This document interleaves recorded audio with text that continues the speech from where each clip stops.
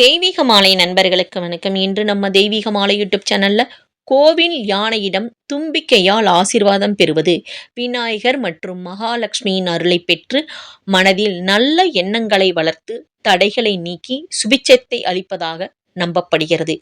யானை இயற்கையாகவே சுழுமுனை வாசி யோகம் கொண்டு ஞானிகளைப் போல் சீரான மூச்சுக்காற்றுடன் இருப்பதால் அதன் ஆசிர்வாதம் தெய்வீக குணம் உடையதாக கருதப்படுகிறது.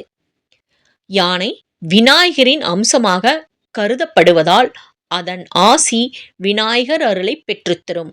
பெண் யானை என்றால் கஜலட்சுமியாக கருதப்பட்டு செல்வம் மற்றும் நற்பலன்களை தரும்.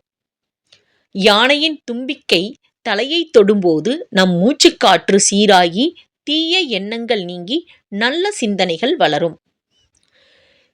யானைகள் 2 நாசி துவாரங்களையும் ஒரே நேரத்தில் பயன்படுத்துவதால் ஒரு வகை யோக நிலையில் இருப்பதாக நம்பப்படுகிறது.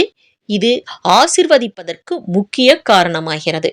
சமீபத்திய அறிவிப்புகளின்படி சில முக்கிய காரணங்களால் பக்தர்கள் கோவில் யானைகளுக்கு அருகில் சென்று ஆசிர்வாதம் பெறுவதற்கு அறநிலைத்துறை தடை விதித்துள்ளதாக செய்திகள் தெரிவிக்கின்றன. கோவில் நிர்வாகத்தின் விதிமுறைகளுக்கு உட்பட்டு நடப்பது அவசியம். இந்த பதிவு உங்களுக்கு பயனுள்ளதா இருக்கும்னு நினைக்கிறேங்க. இந்த பதிவு உங்களுக்கு பயனுள்ளதா இருந்தால் உங்க நண்பர்கள் மற்றும் உறவினர்களுடன் பகிருங்கள். நன்றி.